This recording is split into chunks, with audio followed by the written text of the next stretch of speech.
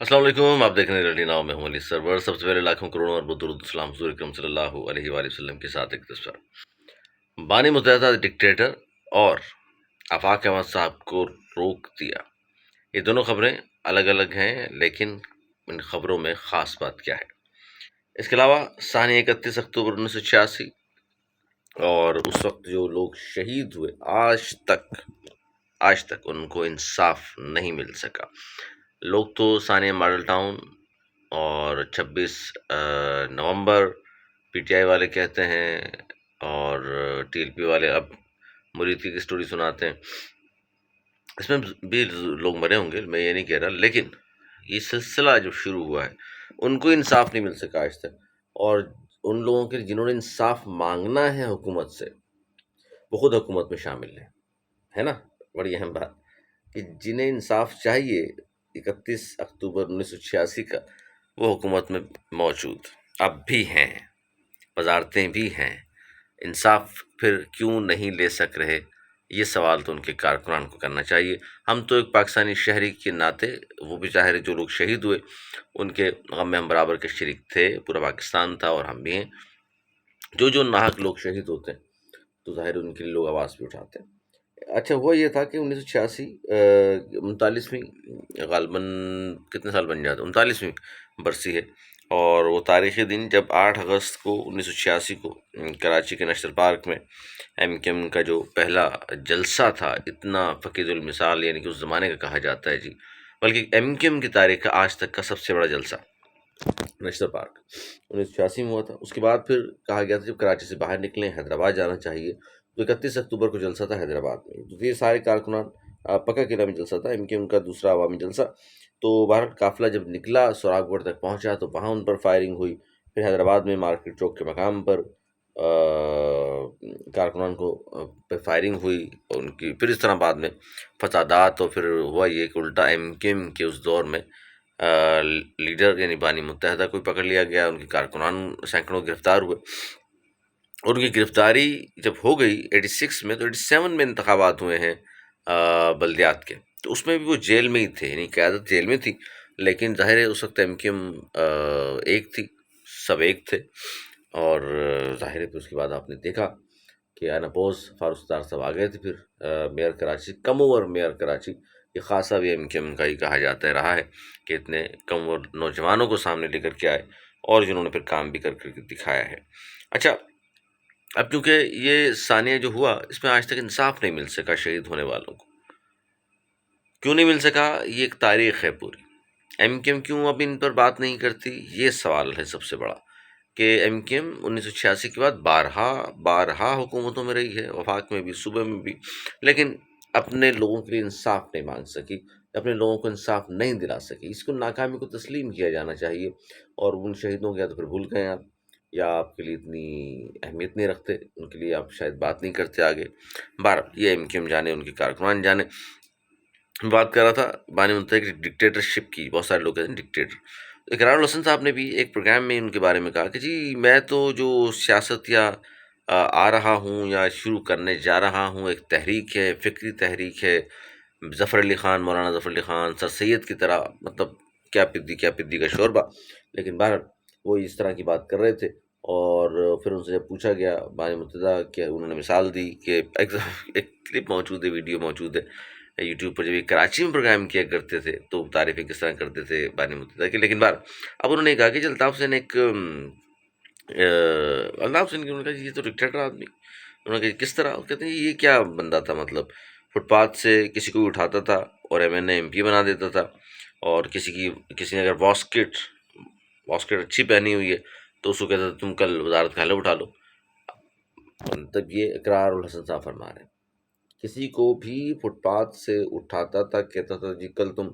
Election لڑوا کے تم M P بنا دیتا ہوں، ایم پی بنوا دیتا تھا، ایم این اے بنا دیتا تھا، بیٹھے بیٹھے کسی کو اچانک سینیٹر بنا دیتا تھا، اور کسی کی واسکٹ اگر اچھی پہنی ہوئی اس نے، کپڑے اچھے پہنے ہوئے، تو اس کو کہتا تھا جی کل آپ آ جائیں، کل تم جا کے وزارت کا حلف اٹھا لینا۔ کہہ رہے یہ تو ڈکٹیٹرشپ تھی، یہ تو ڈکٹیٹرشپ تھی، مطلب کسی غریب کو ایم پی بنا دینا بغیر پیسے لیے، ایم این اے بنا دینا بغیر پیسے لیے، اور کسی پڑھے لکھے شخص کو اسمبلی میں بھیج دینا عوامی نمائندہ کے طور پر منتخب کرا دینا یہ بری بات تھی، یہ ڈکٹیٹرشپ تھی، اور موروثیت بہت اچھی بات ہے۔ وڈیروں کو اسمبلی میں جانا بہت اچھی بات ہے، چودھریوں کو اسمبلی میں جانا بہت اچھی بات ہے، صنعت گاروں کا، مل آنرز کا، سرمایہ داروں کا جانا اسمبلی میں بہت اچھی بات ہے، یعنی یہ عوامی نمائندے ہیں۔ کوئی مل آنر کسی مزدور کا نمائندہ ہو سکتا ہے، کسان کا نمائندہ وڈیرا یا چودھری کیسے ہو سکتا ہے؟ کس طرح کے لوگ ہیں یار، کیا کیا دیکھنا پڑتا ہے، کس طرح کے لوگ ہیں، اور ملینز لوگ وہ سن رکھے اسٹوریاں اور بڑے واہ واہ کر رہے ہوتے ہیں۔ کیا کہیں بھائی۔ اچھا، ایک خبر میں اچھا، آفاق احمد صاحب کا اتوار کو آگاہی کا ایک پروگرام تھا ان کا شاہ فیصل میں، کیونکہ آج کل آفاق احمد صاحب جو ہیں بڑے پروگرامز کر رہے ہیں پوری کراچی میں، ایک بار پھر بہت زیادہ ایکٹیو ہیں وہ، اور وہ پروگرام تھا ان کا، اور چونکہ اس سے پہلے کہ ان کے کافی پروگرام جو ہیں جو انہوں نے کیے بڑے کامیاب رہے، تو کنونشنز جو کیے انہوں نے، تو اب یہ کہا جاتا ہے جی سندھ حکومت اور دیگر لوگوں نے بوکھلاہٹ کا شکار ہو گئے ہیں ان کی پاپولیرٹی سے، یا ان کے وہ بھی پیغام جو لوگوں تک پہنچانا چاہتے ہیں، لوگ جو ان کے پیغام کو سننے آتے بھی ہیں، تو بوکھلاہٹ کے عالم میں انہوں نے جناب اب یہ کیا ہے کہ سرکاری مشینری کے استعمال اور تمام چیزوں سے اور خاموشی سے ان کی اجازت نامہ جو تھا منسوخ کر دیا ہے۔ اتوار کو ان کا پروگرام تھا، اب دیکھیں کیا ہوتا ہے، کیونکہ مطلب کیا حرم ہے، اس سے پہلے وہ ریلی نکالنے نکل رہے تھے تو اس پر بھی کہانی بن گئی تھی، آپ کو یاد ہوگا، منسوخ کرنا پڑی، پھر گرفتاریاں ہوئیں ان کی کارکنان کی۔ اب اگر یہ کوئی پروگرام کرنا چاہتے ہیں اتوار کو، آگاہی کے حوالے سے نشست رکھی ہوئی تھی اپنے کارکنان سے، اس کو کہا جاتا ہے، میں سوشل میڈیا پہ دیکھ رہا تھا کہ روک دیا گیا ہے، اجازت نامہ شاید منسوخ کر دیا، اس کی تفصیل بھی میں لے کر آؤں گا اگلے ولاگ میں انشاءاللہ۔ اور اچھا، ایک فیصل حسین ہمارے کراچی کے معروف صحافی، تجزیہ کار، بے باک بولتے ہیں، بہت عمدہ بولنے والے، اور دانشور قسم کے صحافی ہیں، وہ بڑی زبردست قسم کی بات کرتے ہیں۔ فیصل حسین نے ایک بڑی اہم بات کی، ان سے ایک پروگرام میں صحافی نے پوچھا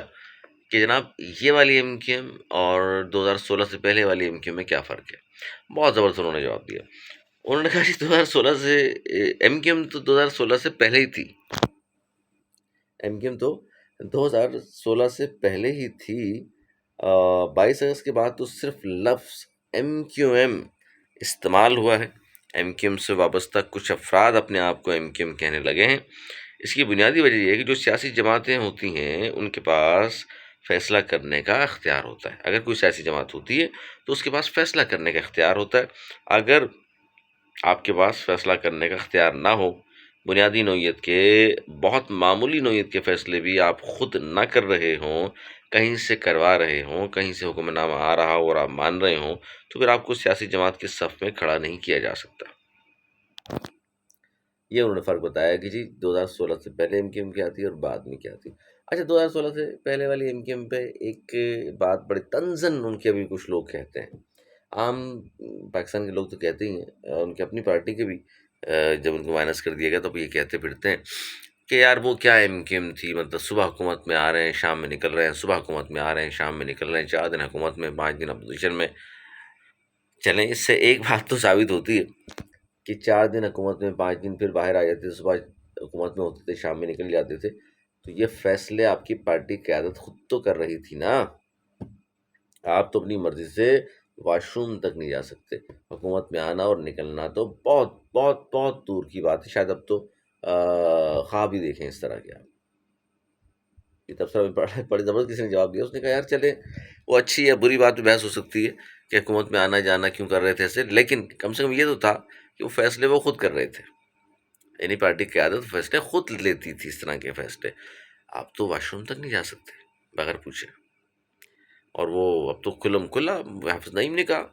کہ ایم کیو ایم کی کیا بات کر دی صاحب آپ نے، ایک ٹیلی فون کی مار ہے، جواب دیں حافظ نعیم الرحمان صاحب کو، امیر جماعت اسلامی، وہ کہہ رہے ہیں ان سے کون سے فیصلے ہیں، جب بائیکاٹ آپ نے بلدیات تک کر دیا، اچانک آپ پی ٹی آئی میں شامل تھے، ان کو جب حکومت گئی چھوڑ کے چھلانگ مار کے پی ڈی ایم میں شامل، کراچی کو کیا ملا، وہاں سے چھلانگ ماری نئی حکومت۔ اچھا، نون لیگ کو تو پہلے ہی الیکشن سے پہلے ہی کہہ دیا تھا نون لیگ کے ساتھ جا رہے ہیں، پتا تھا ان کو، ماشاء اللہ ان کی بہت اس والے سیاسی بصیرت بہت ہے بھائی، اس والی ایم کیو ایم کی، ان کو پہلے ہی پتا تھا کون آ رہا ہے، اور اپنا بھی پتا تھا کہ ہم 30 سیٹیں جیت جائیں گے، اس لیے پہلے ان سے وعدہ وعید ہو گئے تھے شاید، ایک بار ایم کیو ایم پاکستان اور اس وقت کی جو صورتحال ہے اس پر بھی بات کر لیں گے۔ ایم کیو ایم پاکستان نے یہ جو اس وقت سندھ حکومت کی جانب سے جو ای چالان کا معاملہ آیا ہے، اس کو چیلنج تو نہیں کیا، لیکن ان کی میں دیکھ رہا تھا کہ کافی سارے رہنماؤں کے اس پہ بیانات آ رہے ہیں، لیکن ایم کیو ایم پاکستان کو مرکزی مسلم لیگ سے، میں سمجھتا ہوں، سیکھنا چاہیے۔ انہوں نے چیلنج کیا عدالت میں جا کر، انہوں نے کبھی کسی طرح اس کو روکے تو صحیح، پھر سندھ حکومت سے بیٹھ کر ہم بات کر لیں۔ آپ تو خیر اسمبلی میں موجود ہیں ان کے ساتھ، تو وہاں بھی آپ کے لوگوں نے بات کی ہوگی، لیکن اس پر بنوانا چاہیے تھا، کیونکہ عوام کے ساتھ ظلم ہے۔ جس طرح ای چالان میں 5-5 10-10 20-20 ہزار کے غریب آدمی کس طرح افورڈ کریں گے؟ ابھی ایجنٹ نمبر پلیٹ والا معاملہ ہی ختم نہیں ہوا تھا کہ ای چالان کا عذاب لوگوں پر مسلط کر دیا۔ اس پر تفصیل سے بتاؤں گا پچھلے 5 دنوں میں کیا کچھ ہوتا رہا ہے، کتنے چالان ہوئے ہیں، کتنا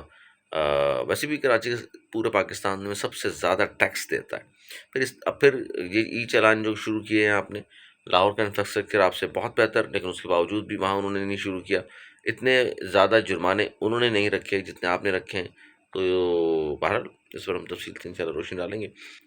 آج تک اتنا ہی، اگلے مقام تک کے لیے مجھے اجازت، مولانا کے بعد۔